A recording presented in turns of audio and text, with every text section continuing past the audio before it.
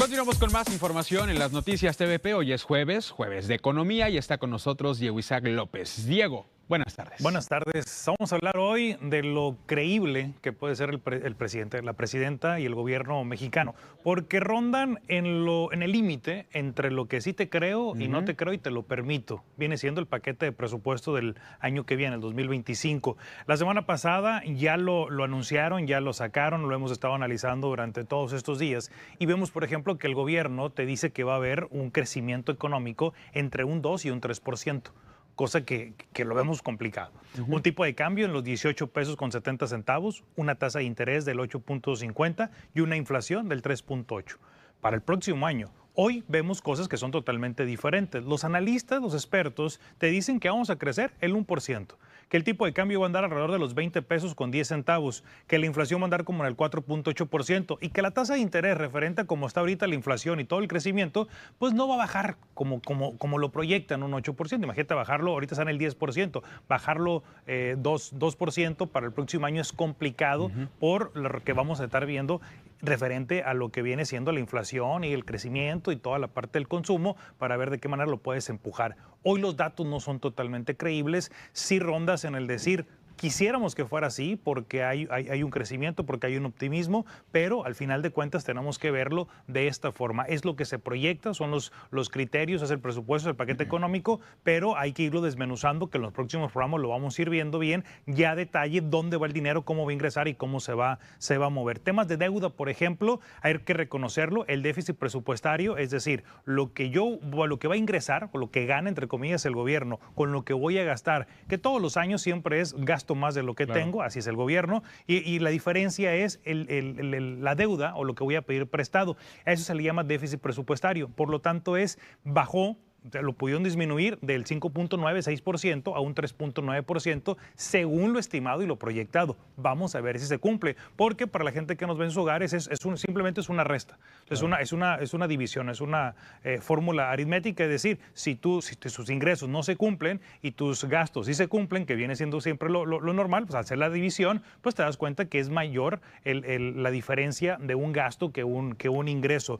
Los requerimientos, el saldo histórico, los requerimientos financieros del sector público, que es la deuda total de todo lo que se tiene, anda ahorita alrededor del 51-52%. Se estima que con estos datos va a disminuir alrededor de un 50.3% más o menos. Es algo bueno. Volvemos a lo mismo, siempre y cuando se cumplan los datos y los pronósticos que se tiene de crecimiento. Es como si tú dices, yo el próximo año yo voy a ganar 30,000 pesos mensuales, yo tengo planeación, voy a salir de vacaciones, y al final de cuentas te dicen, disculpan, porque no va a haber incremento, no vas a ganar renta, y ahí es donde estás jugándolo en este sentido. Esta es la proyección que tiene el gobierno, esto es lo que se está viendo actualmente, pero hasta aquí va el paquete económico para el próximo año. Que aquí en el estado de Sinaloa, ya lo decían también las autoridades, Diego, pues tienen contemplado que sea prácticamente un presupuesto económico para nuestro estado directamente en 3 rubros, que era seguridad, agricultura y también obra pública. Pero también desde el gobierno federal se ha hablado mucho en la inversión al tema de los programas sociales. Si lo vemos de ese sentido, porque es como que medio... Claro. Uno, dentro de este gasto va incluido en los estados, van a colocarlos ahí. Si vemos solamente el gasto, por ejemplo, es de 9.22 billones de pesos, que son millones de millones. Es lo que se gasta, 9.22. Si tú sumas las pensiones contributivas y no contributivas, que viene siendo las pensiones del IMSS, del ISSSTE, las que son normales por la edad que te tienes que jubilar, y por los apoyos sociales que se tienen, de 100 pesos, 25 se van a esas pensiones. Y súmale todavía el gasto de lo que viene siendo los intereses, no de la deuda, amortización de deuda, solamente de puro interés, súmale otros 2 billones de pesos. Viene siendo alrededor de 4.5 billones de pesos del gasto que se tiene, incluido en todo esto, en 2 rubros solamente. Si nos vamos a temas de salud, fue muy polémico, disminuyó, pero hay que voltear a ver IMSS Bienestar e IMSS Ordinario, que viene creciendo en ese rubro. Pero si volteamos a ver, por ejemplo, la polémica que hubo con el Politécnico y la UNAM, que no se dieron cuenta, o sea, prácticamente no se dieron cuenta. Ese mismo día, a las 6 de la tarde, tuvieron que leer y dijeron, no lo contemplamos como habíamos dicho. Le habían bajado 50,000 millones de pesos al Politécnico de la UNAM. volvieron otra vez a rectificar y dijeron vamos a incluirlos con un crecimiento del 3.5% cuando la presidenta había dicho que el crecimiento a ciencia, a estas instituciones, iba a ser por encima de la inflación. Por tanto, no lo está cumpliendo. El gobierno sí va a invertir menos. Alrededor de un menos 12% cayó la inversión fija del gobierno para el próximo año.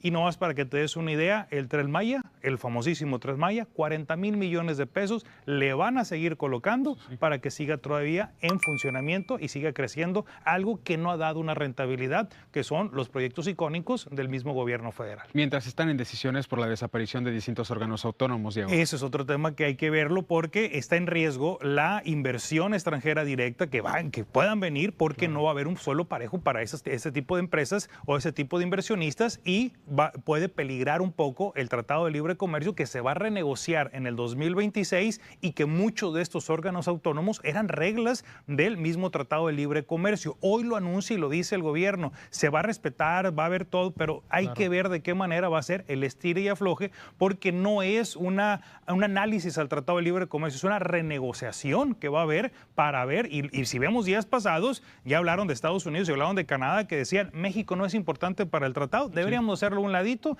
y es algo que va a generar un poco polémica y que y se refleja en un tipo de cambio, se refleja en una desaceleración económica, se refleja en una apatía económica y sí estamos viendo algo preocupante y crítico. No tanto como dicen algunos medios, pero sí hay que verlo de una forma más puntual, una crisis económica para el próximo año. Muy bien, pues vamos a estar al pendientes del desarrollo de esa información, por supuesto, de todo el análisis que se tiene en ese paquete presupuestario del 2025 para nuestro país, enfocado también aquí en el estado de Sinaloa, hay que llamarlo de esta forma. Diego, muchísimas gracias. Nos vemos el próximo jueves de Economía con Diego Isaac López. Salimos a una pausa, pero usted quédese con nosotros porque todavía tenemos más.